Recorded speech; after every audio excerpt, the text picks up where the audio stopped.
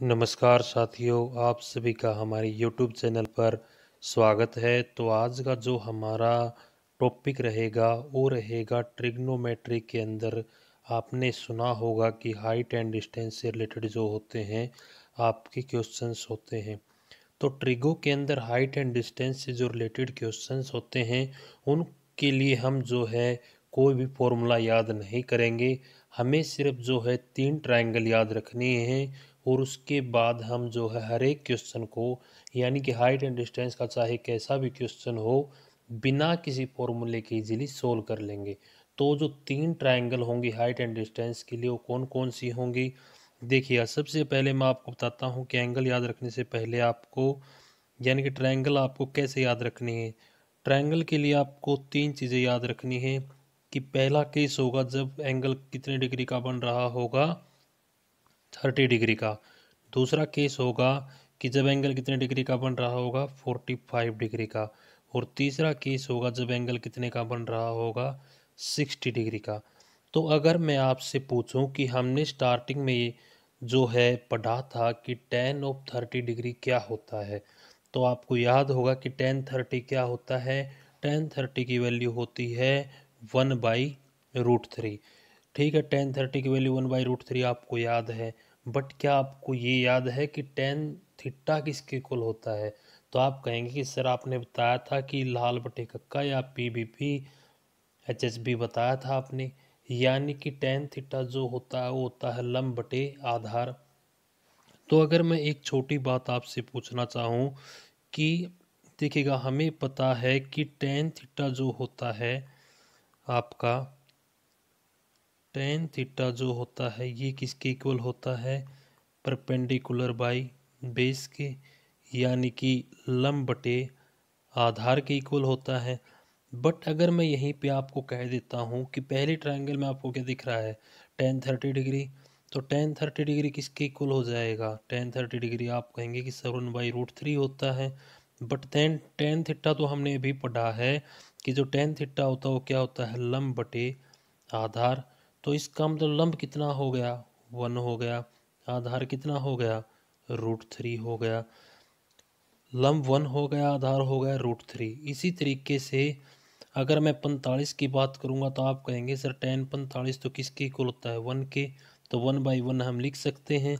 तो यहाँ से हमारे को क्या पता लगा कि अगर 45 डिग्री दे रखा हो तो मैं इसको 1 and 1 लिख सकता हूँ, यहाँ पे कोई प्रॉब्लम नहीं होगी। इसके बाद अगर मैं आपसे पूछ लूँ कि अगर tan थीटा जो है आपको दे रखा हो कि tan थीटा जो है हमारा किसके इक्वल दे रखा है, tan थीटा हमारे को दे रखा है 60 डिग्री के इक्वल। तो अगर थीटा की वैल्यू 60 है, थीटा 60 होते ही हमारे को क्या मिलेगा कि लंब बटे परपेंडिकुलर की वैल्यू, किस लंब बटे आधार की वैल्यू क्या हो जाएगी, √3/1। क्योंकि tan से 8 की वैल्यू क्या होती है, √3/1। तो 60 वाली अगर ये जो 60 वाली जो हमने ट्रायंगल बनाई है इसके अंदर अगर मैं लिख देता हूँ कि √3/1, तो मेरे हिसाब से किसी को कोई प्रॉब्लम नहीं होगी, क्योंकि इसको मैंने अभी बताया कि tan 60 क्या होता है, √3/1 होता है। तो ये 3 ट्रायंगल हो गए जिसके अंदर अगर tan 30 बन रहा हो तो परपेंडिकुलर कितना हो जाएगा, 1 हो जाएगा, और बेस कितना होगा, √3।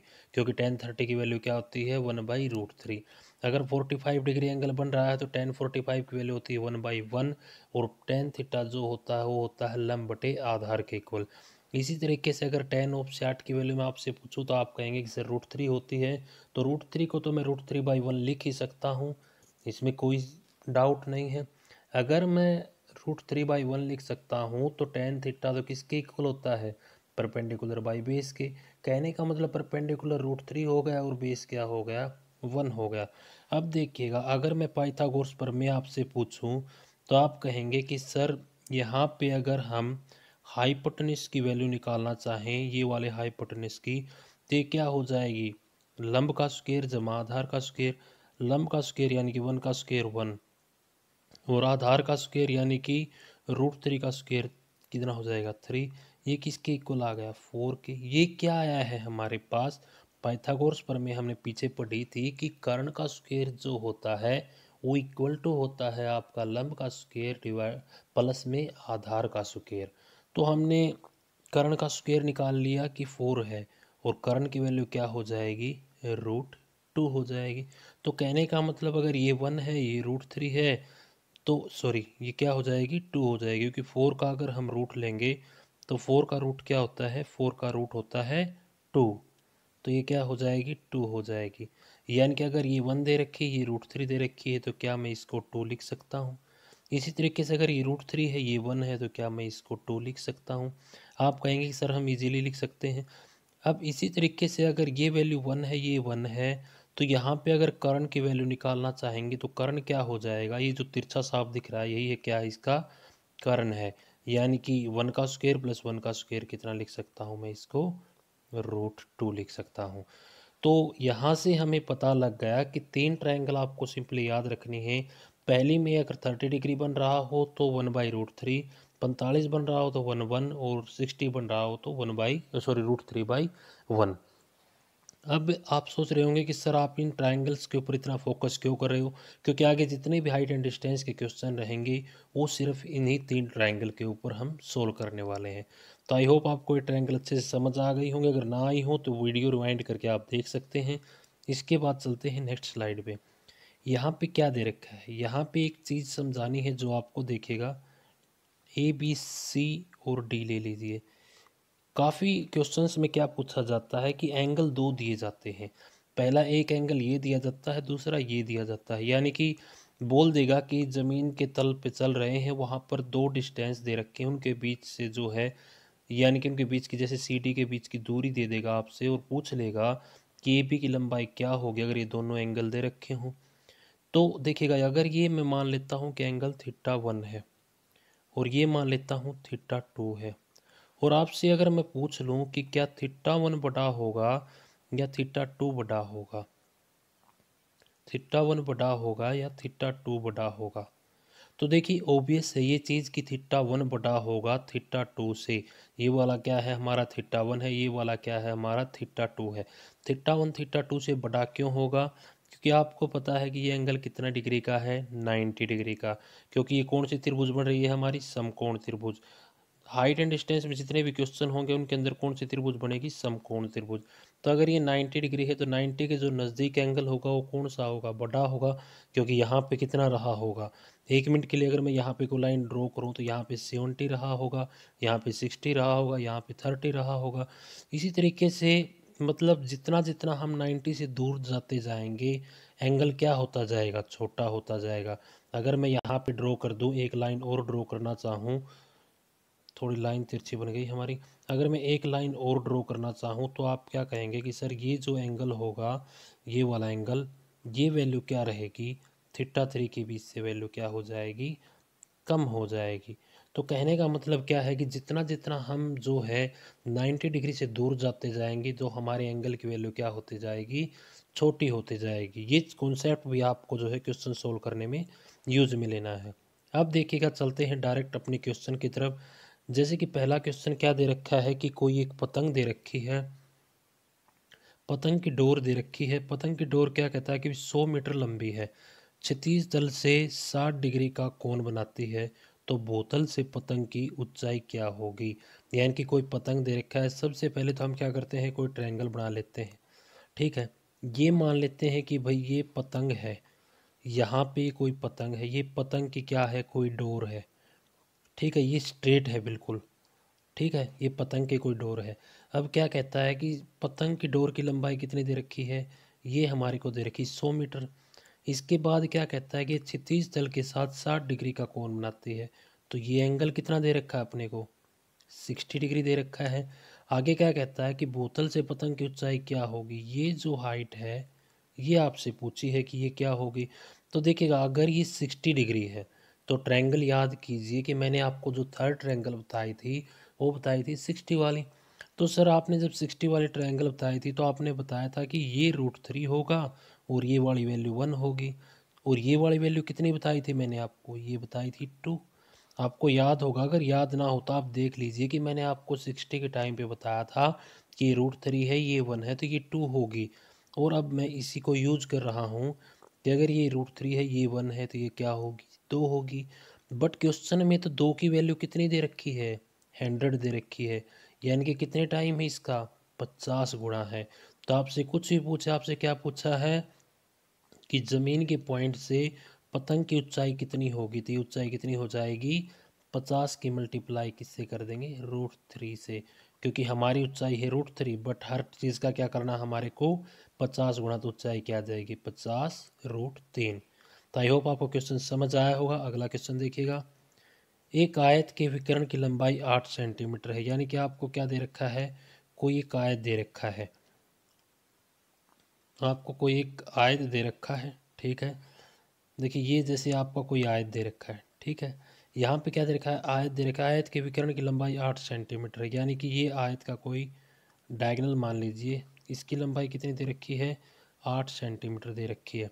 आगे क्या कहता है, आयत की एक भुजा और विकर्ण के बीच का एंगल जो है 30 डिग्री, मान लेते हैं कि हम यही भुजा है, तो ये जो एंगल दे रखा है वो क्या दे रखा है, 30 डिग्री दे रखा है।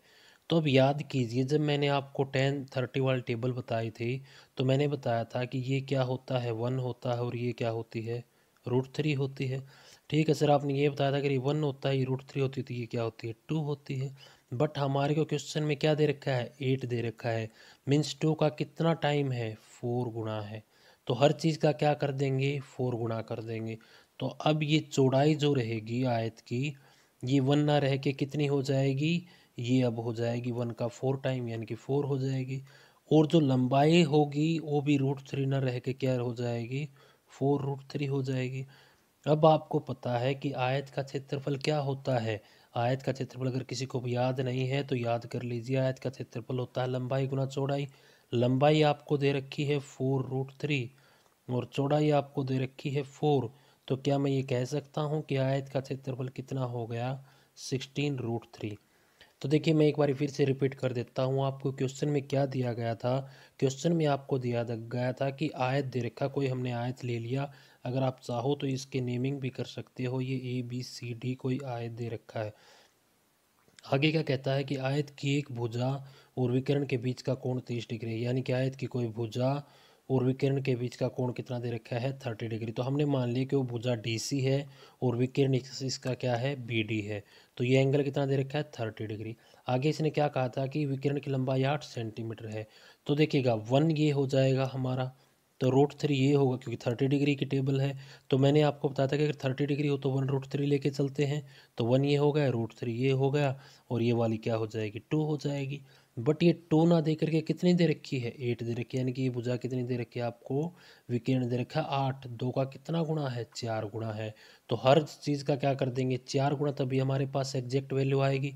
तो मैंने क्या किया, चौड़ाई को 1 ना लेकर के चौड़ाई का 1 का क्या कर दिया, 4 गुणा कर दिया। ऐसे ही लंबाई को √3 ना लेकर के लंबाई का क्या कर दिया, 4 गुणा कर दिया। एरिया क्या होता है, आयत का जो क्षेत्रफल होता है लंबाई गुणा चौड़ाई होता है। लंबाई हमारे पास 4√3 है, चौड़ाई 4 है, दोनों की गुणा कर दीजिए, आंसर कितना मिल जाएगा आपको, 16√3। अगला क्वेश्चन देखिए, 7 मीटर ऊंचे एक भवन के शिखर से किसी मीनार के शीर्ष का उन्नयन कोण 60 डिग्री है, यानी कि 7 मीटर ऊंचा कोई भवन दे रखा है आपको, 7 मीटर ऊंचा कोई भवन ले लेते हैं, यानी कि ये हमने ले लिया कोई 7 मीटर ऊंचा कोई भवन दे रखा है, ये कोई आपको भवन दे रखा है ये, ठीक है। आगे क्या कहता है कि मीनार दे रखी, तो मीनार मान लेते हैं ये हमारे पास क्या है, कोई मीनार है, 7 मीटर ऊंचा भवन, तो भवन क्या करना पड़ेगा अपने को, ड्रॉ करना पड़ेगा। देखिए ये मान लेते हैं कि ये कोई भवन है, ये जो भवन की रहेगी, ये अपने पास भवन की कोई हाइट रहेगी, ठीक है, इसको हमने भवन मान लिया। भवन के क्या कहता है कि भवन के शिखर से किसी मीनार के शीर्ष का उन्नयन कोण, तो मीनार ये है, तो मीनार के शीर्ष का उन्नयन कोण ये बनेगा, ठीक है। ये कितना डिग्री दे रखा है आपको, 60 डिग्री है। आगे क्या कहता है कि मीनार के बेस का, यानी कि मीनार के बेस से एंगल दे रखा है आपको कितना, 30 डिग्री, ये बना लीजिए आप 30 डिग्री, ठीक है। इसमें दे रखा अवनित कोण, एक होता है कोण उन्नयन कोण होता है, एक होता है अवनमन कोण। मैं इसके बारे में भी आपको थोड़ा बता देता हूँ कि उन्नयन कोण और अवनमन कोण क्या होते हैं। देखिएगा अगर ये आपके पास कोई ट्रायंगल है, ये आपके पास कोई ट्रायंगल है, अगर कोई पर्सन जो है यहाँ पर के खड़ा होके देखेगा, इस पॉइंट पे खड़ा होकर नीचे की तरफ देखेगा तो ये जो कोण बनेगा, ये जो कोण बनेगा थीटा, ये क्या होगा, अवनमन कोण। अवनमन कोण होगा, यानी कि अवनमन कोण का मतलब क्या है, ऊपर से नीचे देखेंगे तो कौन सा कोण बनेगा, अवनमन कोण। बट ये सिर्फ जो है लिखने में होता है, नहीं तो ये एंगल भी क्या हो जाता है, ऐसे ही थीटा हो जाता है, क्योंकि क्या हो जाएगा, दो पैरेलल लाइन हो गई, ये इसके पैरेलल है और ये क्या हो जाएंगे, एंगल एक दूसरे के इक्वल हो जाएंगे। इसी तरह से अगर आपको बोलता है उन्नयन कोण, यानी कि अवनमन तो क्या करेगा, अवनमन के केस में ऊपर से नीचे देखेगा। अगर बात करें हम उन्नयन की, तो उन्नयन में क्या करेगा, उन्नयन में नीचे से ऊपर देखेगा, यानी कि यहाँ पे ऑब्जर्वर की आंख रही होगी, ये ऑब्जर्वर की आंख है उन्नयन के केस में, और अवनमन के केस में ये ऑब्जर्वर की आंख हो जाएगी। ठीक है, बट बात सेम ही होती है, आपका एंगल यही बनना होता है, नीचे वाला ही थीटा। अब देखिएगा हमारे क्वेश्चन में क्या दे रखा है, अवनमन दे रखा है 30 डिग्री, तो यहाँ ना बना के मैंने इसको डायरेक्ट यहाँ बना दिया। अब आपको ऊंचाई दे रखी है भवन की, कितनी दे रखी है, 7 मीटर ऊंचा है भवन। अब यहाँ से अगर ये 60 डिग्री है, तो सबसे पहले हम बात करते हैं नीचे वाली, यानी कि इस ट्रायंगल की 30 वाले की। 30 वाले की अगर मैं बात करूँगा तो ये साइड क्या होती है, 1 होती है। अगर हमारी 3 ट्रायंगल वाली आपको याद हो तो हमने इसको √3 माना था, बट ये 1 की वैल्यू कितनी दे रखी है, 7, यानी कि इसका कितना टाइम है, 7 गुना है। तो ये जो बेस होगा ये भी कितना गुना हो जाएगा, इसका 7 गुना, यानी कि √3 ना रह करके कितना हो जाएगा, 7√3 हो जाएगा। बट क्या ये आपको दिख रहा है कि ये वाली जो लाइन है और इसके साथ में ये वाली जो लाइन है, ये दोनों क्या है, एक दूसरे से पैरेलल हैं। तो अगर ये 7√3 है तो ये वाली लाइन भी कितनी रही होगी, 7√3 रही होगी। दोनों की दोनों लाइन क्या रही होंगी, 7√3 रही होंगी। थोड़ा क्वेश्चन को जूम कर लेते हैं, ये भी क्या रही होगी, 7√3 रही होगी। अब ये भी 7√3, ये भी 7√3, बट यहाँ पे एंगल कितना है, यहाँ पे एंगल आपको दे रखा है 60 डिग्री का। तो क्या 60 डिग्री क्या आपको याद है कि हमने क्या किया था, ये √3 माना था और ये 1 माना था। तो 1 की वैल्यू 7√3 है, तो √3 की वैल्यू क्या हो जाएगी, 7√3 से हम इसको क्या कर देंगे, हर टर्म को मल्टीप्लाई कर देंगे। तो यहाँ से हमारे को क्या मिलेगा, यहाँ से हमारे को मिलेगा कि ये 7√3 थी, ये भी 7√3 इंटू √3 हो गई, यानी कि 7√3 इंटू क्या हो गई, √3 हो गई।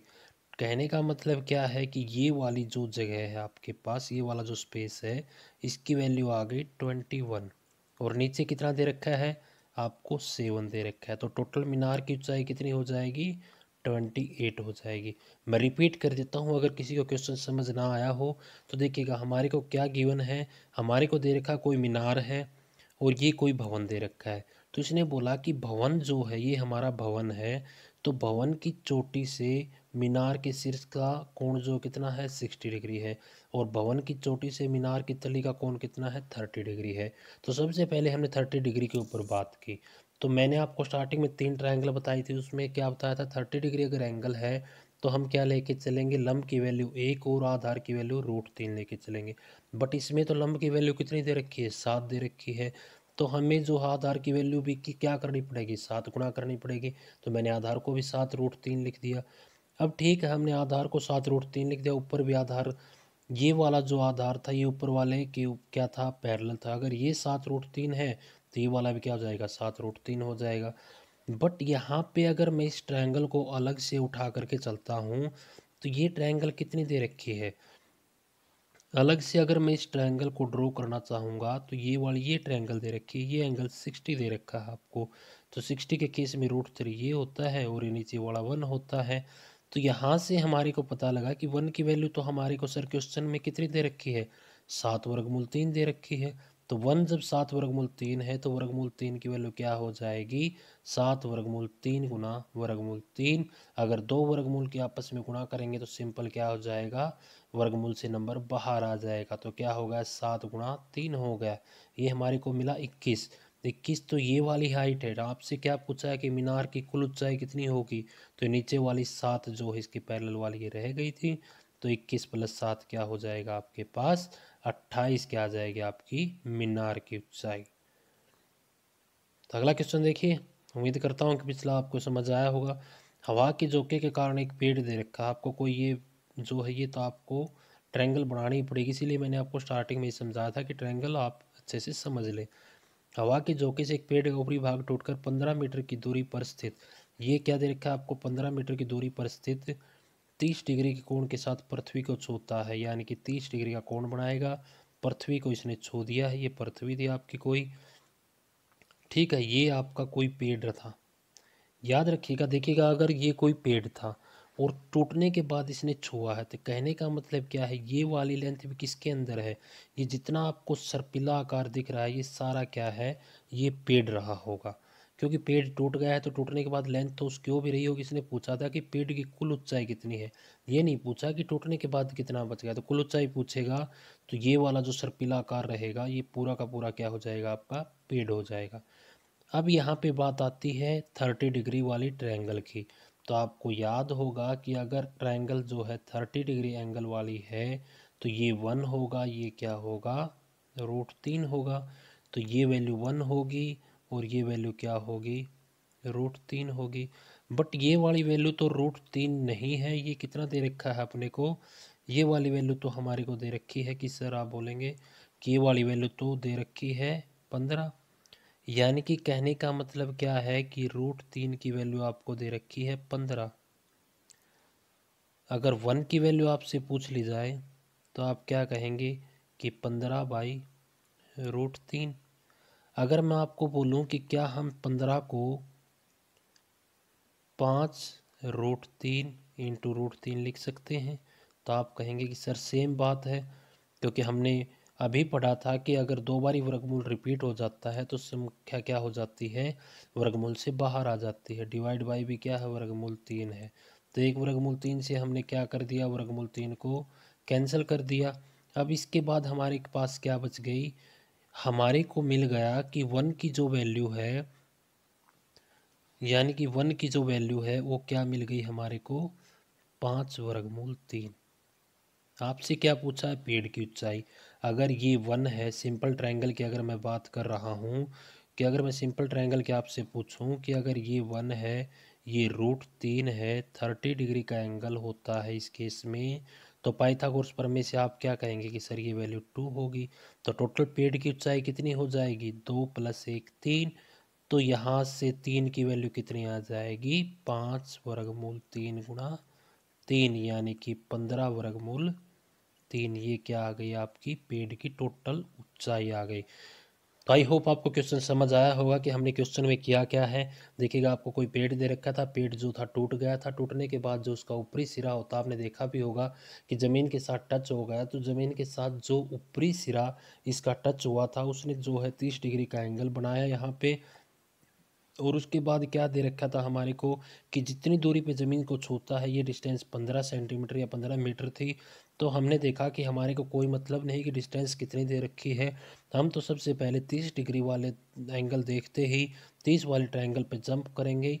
30 वाले ट्रायंगल पे हमने जंप किया तो हमारे को पता था कि अगर 30 डिग्री एंगल बनता है तो उस केस में क्या होता है, वैल्यू 1√3 और 2 होती हैं। बट ये √3 की वैल्यू कितनी दे रखी है 15 दे रखी है। अगर वर्गमूल 3 की वैल्यू 15 है तो 1 की वैल्यू क्या हो जाएगी 15/√3 हो जाएगी। तो मैं 15 को अगर वर्गमूल 3 से भाग दूंगा तो हमारे को क्या मिलेगी 1 की वैल्यू 5/3 मिल जाएगी। तो आपसे पूछा क्या है पेड़ की कुल ऊंचाई, अगर ये पूछ लेता कि पेड़ टूटने के बाद बचा हुआ पेड़ कितना है तो आंसर हो जाता 5/3। बट आपसे कुल ऊंचाई पूछी है तो 1 ये हो जाएगी और 2 ये हो जाएगी, टोटल कितना हो गया 3। अगर 1 की वैल्यू 5/3 है तो 3 की वैल्यू 5/3 × 3 यानी कि 15/3 हो जाएगी।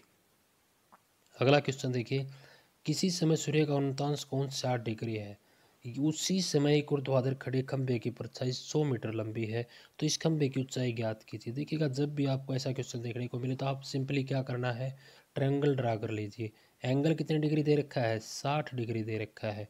सेकेंडली आपसे क्या कहता है कि परछाई की लंबाई, तो अगर ये मैं पोल मानता हूँ तो ये पोल की क्या बनेगी परछाई, तो ये वाली ही बनेगी। यानी कि कहने का मतलब अगर ये सर्पिले आकार वाली जो दिख रही है आपको नागिन की तरह। ये क्या है, इसकी परछाई है। इसकी ऊंचाई कितनी, इसकी लंबाई कितनी दे रखी है, 100 मीटर दे रखी है। एंगल है 60 डिग्री। ठीक, आपसे पूछा क्या है कि खंभे की ऊंचाई क्या होगी, ये वाली जो है आपसे पूछी है। तो ये ऊंचाई के लिए सबसे पहले आपको ट्रायंगल देखते ही आपको क्या याद करना है कि सर आपने एक चीज़ बताई थी, अगर ये 60 डिग्री होता है तो उस टाइम पे हमारे पास ये √3 होता है, ये 1 होता है, ये 2 होता है। 60 डिग्री वाले ट्रायंगल आपको याद कर लेने हैं। ये तो मैं आपको बार बार बता रहा हूँ कि आपको याद हो जाएं, नहीं तो आपको एग्ज़ाम में ड्रॉ करने की ज़रूरत नहीं है। ये √3, ये 1 और ये 2 हो जाएगा। ये √3 है, ये 1 है और ये 2 है। आपसे पूछा क्या, खंबे की ऊंचाई। तो 1 की वैल्यू अगर 100 है तो 100 √3 की वैल्यू भी हमारे पास क्या आ जाएगी, तो √3 की वैल्यू हमारे को मिल जाएगी 100 इंटू √3। यही क्या है हमारे पास, आपके खंबे की ऊंचाई है। अगला क्वेश्चन देखिए, किसी समय एक 6 मीटर ऊंचे बांस की परछाई इतने मीटर लंबी, यानी कि यहाँ पे क्वेश्चन में जो है कुछ मिसप्रिंट हो रखा है, क्योंकि यहाँ पे कुछ न कुछ हाइट दे रखी होगी कि कितनी ऊंचाई जो है खंबे की परछाई की दे रखी है। तो उस समय सूर्य का 49 कोण क्या होगा। अगर मान लीजिए, इसके लिए हम जो थोड़ा केस ड्रॉ कर लेते हैं, क्योंकि कुछ भी वैल्यू हो सकती है। पहला केस में मान लेता हूँ कि बांस की ऊंचाई है 6। अगर ये वैल्यू आपको दे रखी है 6√3, तो आप क्या कहेंगे एंगल कितना होगा। एंगल का तो सर हमारे को पता नहीं, बट हमारे को ये पता है कि अगर ये 1 है, ये √3 है, तो ये कितना हो जाता है। अगर ये 1 दे रखा है और ये वाली वैल्यू जो है √3 दे रखी है, तो ये हो जाती है 2 और एंगल हो जाता है 30 डिग्री। तो यहाँ पे भी 6 दे रखी, 6√3 दे रखी है, यानी कि रेशियो लेंगे हम 6 और 6√3 का, तो हमारे को क्या मिल रहा है, 1 और √3 मिल रहा है। तो कहने का मतलब ये एंगल कितना दे रखा था, 30 डिग्री। तो इस क्वेश्चन में इतना ही था। आई होप आपको समझ आया होगा। अगला क्वेश्चन देखिए, एक मीनार की यानी कि बेस से 30 मीटर की दूरी पर स्थित बिंदु से इसकी चोटी का उन्नयन कोण 30 डिग्री है। तो बना लीजिए भाई कोई मीनार। ठीक है, ये हमने मीनार बना ली। अब क्या कहता है कि मीनार की से 30 मीटर दूर, 30 मीटर दूर है, एंगल है 30 डिग्री, मीनार की ऊंचाई क्या होगी। तो आपको देखते ही ट्रायंगल ध्यान में आनी चाहिए कि अगर यहाँ पे 30 डिग्री है तो ये 1 और ये क्या रहा होगा, √3 रहा होगा। अगर ये 1 और ये क्या रहा होगा, √3 रहा होगा। किस केस में, जब ये एंगल दे रखा हो आपको 30 डिग्री का। बट √3 की वैल्यू क्या है, 30 है, यानी कि कितना गुना है इसका, 10√3 गुना है। तो ये वाली साइड भी क्या रही होगी, 1 की बजाय 10√3 रही होगी। आपसे पूछा क्या था, मीनार की ऊंचाई क्या होगी, तो मीनार की ऊंचाई कितनी हो जाएगी, 10√3 हो जाएगी। तो फ्रेंड्स, इस क्लास में इतना ही। आई होप कि आपको हाइट एंड डिस्टेंस के क्वेश्चन के अंदर जो है 3 ट्रायंगल से हम हर एक क्वेश्चन को कैसे सोल्व करते हैं वो अप्रोच समझ आई होगी। तो आज की क्लास को हम यहीं तक रखते हैं। आई होप कि एक क्लास और हो जाएगी आपकी हाइट एंड डिस्टेंस की, उसके बाद आपका ट्रिग्नोमेट्री के जितने भी कॉन्सेप्ट हैं वो कंप्लीट हो जाएंगे। अगर उसके बाद कुछ रहेगा तो मैं 1-2 मिसलेनियस क्वेश्चंस की क्लास लेके आपके ट्रिग्नोमेट्री को जो है बिल्कुल ही ख़त्म कर देंगे। वैसे तो ट्रिग्नोमेट्री जो है आपकी हरियाणा एग्ज़ाम्स के लेवल के अकॉर्डिंग कंप्लीट हो गई है। इसके बाद हम जो है कोई न्यू चैप्टर स्टार्ट करेंगे।